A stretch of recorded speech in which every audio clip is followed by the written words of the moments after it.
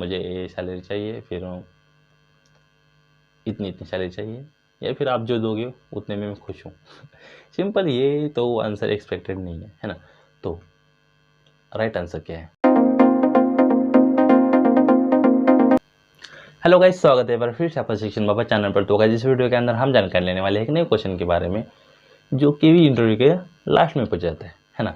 तो सिंपल सा एक क्वेश्चन है और इसको सिंपल सा आंसर देना होता है, ना कि इसके अंदर जल्दबाजी करनी होती है, क्योंकि लास्ट में पूछ जाता है। आप गेस कर सकते हो कि ये लास्ट में पूछ जाता है तो मेरा इंटरव्यू खत्म होने को आ रहा है, मैं जल्दी जल्दी आंसर दूंगा और चला जाऊँगा।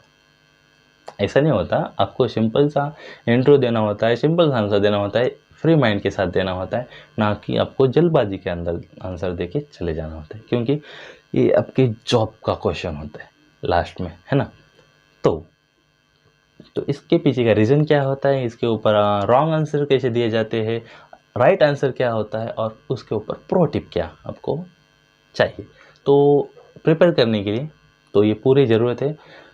तो आपको इस वीडियो के लास्ट तक मिल जाएगी, है ना। तो वीडियो लास्ट तक देखिए। तो बढ़ते हैं अपने मेन टॉपिक के ऊपर। क्वेश्चन क्या है? तो सिंपल सा क्वेश्चन है, what is your salary expectation.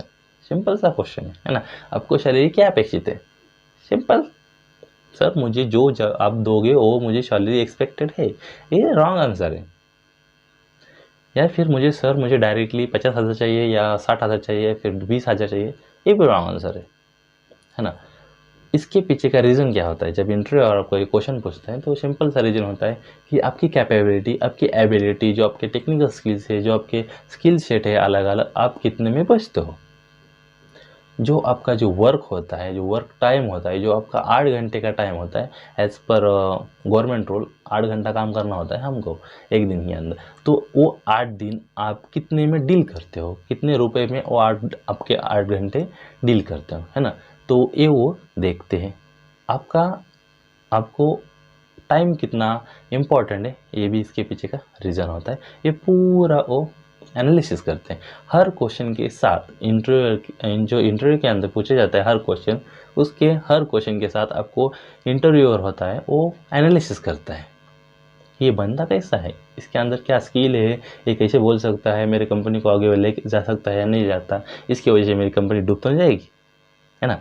ये हर क्वेश्चन के साथ आपको इसका रीज़न होता है पीछे का, है ना।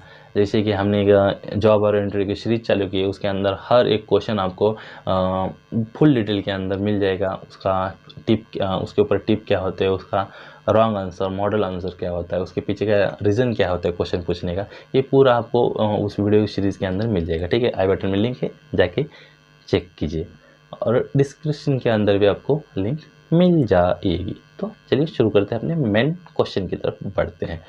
तो what is your salary expectation, ये सिंपल सा आपको रीज़न तो पता हो गया। अभी पढ़ते हैं इसके रॉन्ग आंसर क्या होता है। तो रॉन्ग आंसर सिंपल सा होता है कि सर मुझे ये सैलरी चाहिए, फिर इतनी इतनी सैलरी चाहिए, या फिर आप जो दोगे उतने में मैं खुश हूँ। सिंपल, ये तो आंसर एक्सपेक्टेड नहीं है ना। तो राइट आंसर क्या है? तो आप फ्रेशर हो, एक्सपीरियंस बंदे हो, तो अलग अलग आंसर है उनके लिए। फ्रेशर हो, आपको उस पोजीशन, जो आप पोजीशन को जा रहे हो, या फिर सिंपल सा आपको जो नोटिफिकेशन भेजी जाती है उसके अंदर सिंपल सा बोला जाता है कि इस पोजीशन के लिए हमें बंदा चाहिए, है ना। तो आपको पोजीशन तो पता हो गई ऑलरेडी, तो उस पोजीशन के लिए क्या सैलरी है, एक आप एक्सपीरियंस बंदे को पूछ सकते हो, या फिर गूगल पे ऊपर सर्च कर सकते हो, है ना। या फिर आपके फ्रेंड को पूछ सकते हो, किसी को भी पूछ के आप बोल सकते हो। आपको पता नहीं होगी उस पोजीशन के लिए सैलरी क्या होती है ना। अभी सुपरवाइज़र है, उसको 50,000 सिंपल सा होता है, 50,000 से ऊपर 1 लाख तक होता है ना। आप तो स्टार्टिंग में फ्रेशर हो तो एज अ जूनियर जाओगे, फिर डायरेक्टली सीनियर तो नहीं जाओगे, है ना। जूनियर की सैलरी तो कम होती है, 20-25,000 आज के दिनों में, है ना। जब इंटरव्यू के थ्रू जाते हो या फिर विदाउट इंटरव्यू जाते हो तो आपकी प्योर सैलरी होती है 10 से 15,000, रियलिटी है। तो आपकी 20 से 25,000 ये होती है। आपको नहीं पता, मान के चलो आपको नहीं पता, है ना।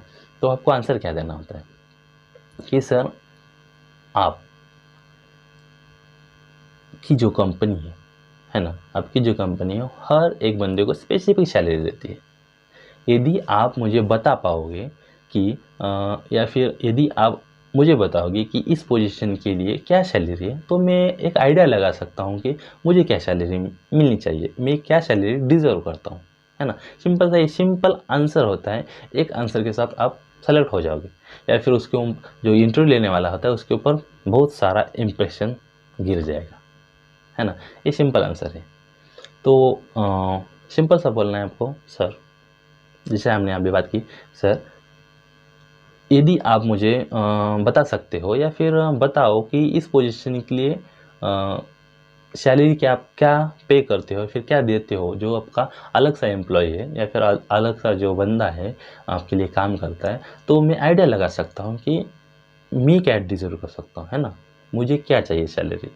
यदि वो बोलेगा कि हम 40 या 50 देते हैं या फिर 20 या 25 देते हैं, तब आपके कैपेबिलिटी के ऊपर, एबिलिटी के ऊपर आप उसको नेगोशिएट कर सकते हो। जो नेगोशिएशन होता है आप कर सकते हो कि सर 15,000 तो मुझे जमता नहीं, ठीक है। यदि 15,000 बोला है या फिर 25,000 बोला है, तो आप बोल सकते हो कि सर मुझे 25,000 तो जितनी जनता मुझे और चाहिए बढ़ के।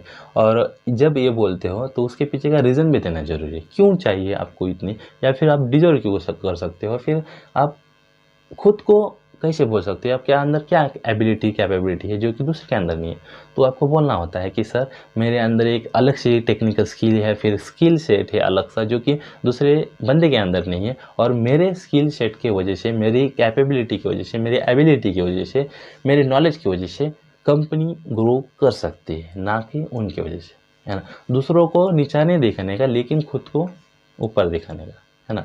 ना कि दूसरों को बोलना है कि ये गंदा है वंदा है, या फिर उसका इतना कम है उतना कम है, नहीं। सर मैं उनसे अच्छा हूँ, इतना बोलना है आपको। और वो किस चीज़ में अच्छे हो या फिर किस चीज़ में आप अच्छे हो सकते हो, ये आपको सिंपल सा बोलना होता है। और क्यों आप सैलरी इतनी डिज़र्व करते हो, इतनी बड़ी वाली है, दूसरों को 25 मिलती है तो आप 27 क्यों डिज़र्व करते हैं, फिर 30 क्यों डिज़र्व करते हैं, है ना। तो इसके पीछे का रीज़न दो, उनको रीज़न पसंद आया तो आपको सेलेक्ट कर देंगे, या फिर वहाँ पर नेगोशिएशन चलता रहेगा। फिर आप बोलोगे 25, वो बोलेंगे नहीं 27 नहीं, फिर 30 नहीं, आपको 26 मिलेगी, है ना। ये थोड़ा बार्गेनिंग चलता है, उसके अंदर उतनी बड़ी बात नहीं है। लेकिन आपको डायरेक्टली फर्स्ट टाइम में नेगोशिएशन नहीं करना होता है। डायरेक्टली फर्स्ट टाइम में आपको नहीं बोलना होता है कि सर आप जो मुझे सैलरी दोगे उसके अंदर मैं खुश हूँ, मुझे नौकरी चाहिए सिर्फ, है ना। ये नहीं होता, ये सिंपल सा आंसर नहीं होता, और ये एक्सपेक्टेशन आंसर भी नहीं होता, है ना। तो यहाँ पर आपको मैं प्रो टिप देना चाहता हूँ, और प्रो टिप आपके बहुत काम की है ना। तो प्रो टिप क्या है, तो प्रो टिप सिंपल सी है कि आपको कंपनी का जो टर्नओवर है आपको पता होना चाहिए, है ना। टर्नओवर से तो आपकी सैलरी आती है, ना कि ऐसे भी डायरेक्टली उसके घर में पैसा पड़ा है कंपनी के ओनर के अंदर और वो आपको देता जा रहा है, नहीं ना। तो टर्नओवर जैसे जैसे बढ़ता है वैसे आपकी सैलरी बढ़ती जाती है। अभी मान लो कि कंपनी का टर्नओवर कुछ 1,000 करोड़ के अंदर है, तो आपको सैलरी सिंपल सी, अभी इतने सारे बंदे, बहुत से लाख एम्प्लॉय है उसके अंदर, तो लाख को जो लाख जन होते हैं, है ना, उनको सैलरी देनी होती है हर महीने के अंदर, और टर्नओवर होता है ईयर का, है ना। तो हर महीने के अंदर 12 महीने के अंदर उसको डिवाइड करके लाख जन को देना होता है। तो यदि मान लो कि ज़्यादा टर्नओवर है तो आप सैलरी ज़्यादा एक्सपेक्ट कर सकते हो। या फिर उसका मान लो ये अभी स्टार्टअप चालू है, अब स्टार्टअप के अंदर आप इंटरव्यू देने गए हो, और डायरेक्टली जो 4 बंदे हैं, फिर 2 कितने जनों ने वो स्टार्टअप चालू किया, डायरेक्टली ओनर ही आपसे बात कर रहा है, इंटरव्यू ले रहा है आपका, तो डायरेक्टली उनसे आप कैसे बोल सकते हो कि सर मुझे इतनी सैलरी चाहिए। वो दे ही सकते हैं आपको 15,000 25,000, तो आप 27 या 28 सैलरी एक्सपेक्टेशन कैसे कर सकते हो, है ना। तो आपको टर्नओवर उसका पता होना चाहिए, वो कंपनी क्या है, कंपनी का इंडस्ट्री क्या है, फिर कंपनी किस चीज़ के अंदर अपना प्रोडक्ट बनाती है, कौन से टेक्निकल स्किल्स यूज़ कर उनको चाहिए होता है, टेक्नोलॉजी कौन सी यूज़ करती है, कंसेप्ट क्या है, उसका विजन क्या है, मोटो क्या है। ये सिंपल जो 4-5 चीज़ें आपको पता होनी चाहिए कंपनी की, है ना।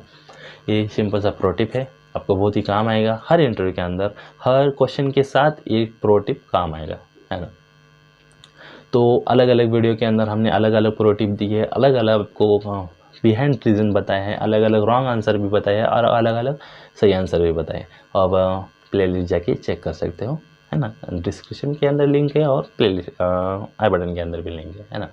तो यहीं पे ये वीडियो ख़त्म तो नहीं करेंगे, मिलते हैं। ओ इस वीडियो के अंदर जो आपको चाहिए, टेल मी अबाउट योरसेल्फ, तो ये वीडियो देखिए। फिर आपको रिज्यूम देखना है, आपको रिज्यूम कैसे लिखना है, फिर रिज्यूम कैसे लिखना है, सीवी कैसे लिखना है। एक्सपीरियंस हो तो सीवी चाहिए आपको, फ्रेशर हो तो रिज्यूम चाहिए, है ना। तो उसके अंदर का डिफरेंस पता करना है, तो उसके ऊपर भी हमने वीडियो बनाई है, तो आप उसकी भी प्लेलिस्ट है वो भी चेक कर सकते हो, और जॉब इंटरव्यू के लिए जो प्लेलिस्ट है वो भी चेक कर सकते हो। मिलते हैं प्लेलिस्ट के अंदर, नहीं तो वीडियोस के अंदर। वीडियो अच्छी लगी तो लाइक करो, सब्सक्राइब करो और शेयर करना ना ही भूलना, है ना। तो मिलते हैं प्लेलिस्ट के अंदर या वीडियो के अंदर।